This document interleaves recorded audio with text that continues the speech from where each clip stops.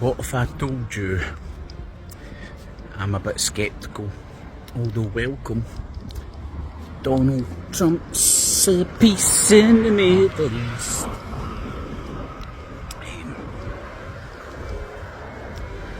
Reasons to be happy. Hopefully there's going to be a ceasefire and an end to the genocide.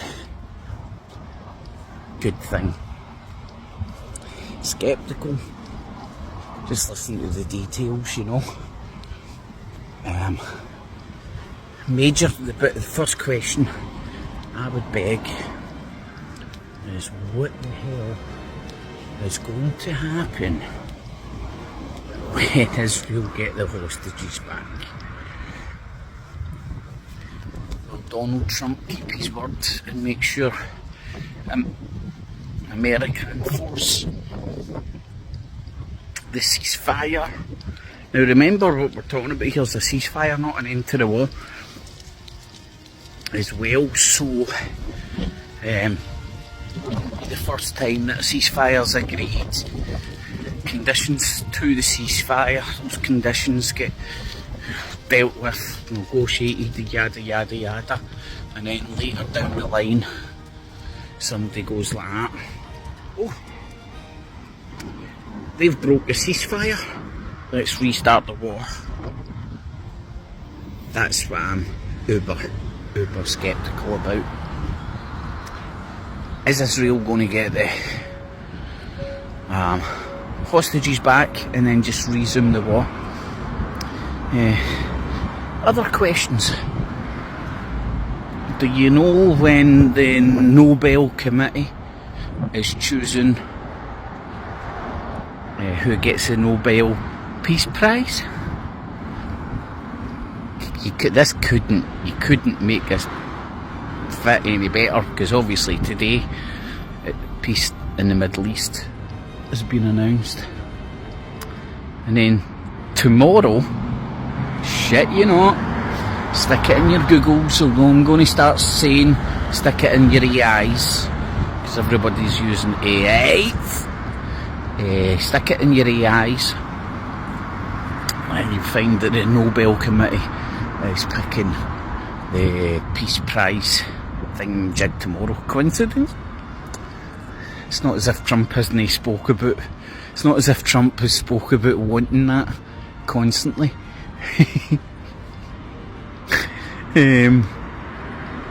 So again, Trump gets the Nobel Peace Prize. 2 weeks, 1 month, 2 months down the line, Israel either, I don't know whether there's a genuine break in the conditions to the ceasefire, or somebody makes it up, false flags. Do you know what I mean? Who knows what goes on in this in these murky theatres of war and whatnot. And then normal service will be resumed.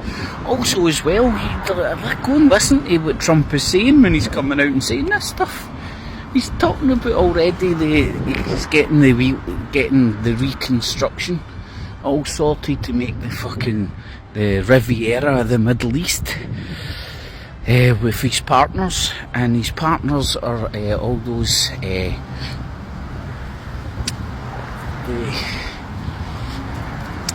states from the Middle East that Trump is partners with, that's helped broker this deal. So fuck knows, Jordan, Qatar, throw in a few others, United Arab Emirates.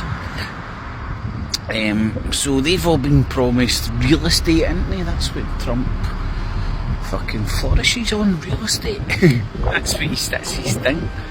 That's where he made whatever he made, millions, billions, trillions, mafia contacts, who knows. God, that's some pair of trousers.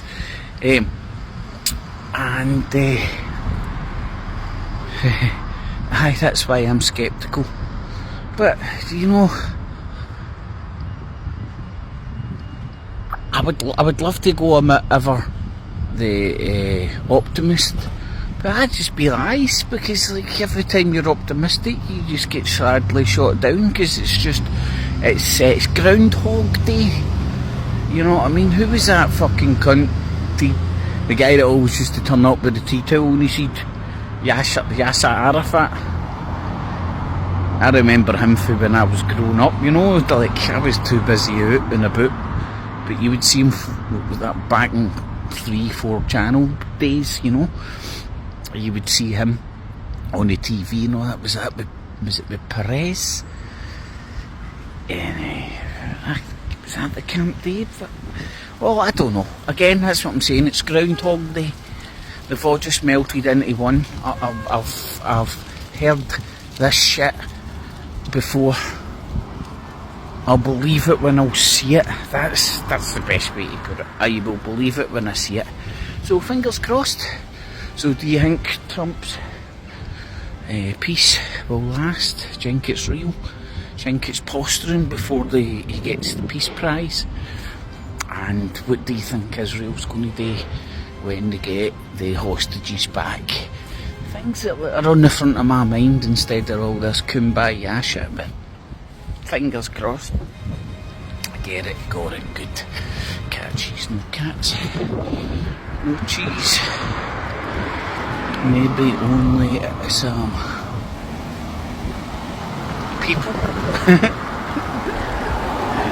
Nothing's sprung in my mind here. I am going to die. We're harmed in this film. Or maybe me was harmed in this film. Getting across the fucking road.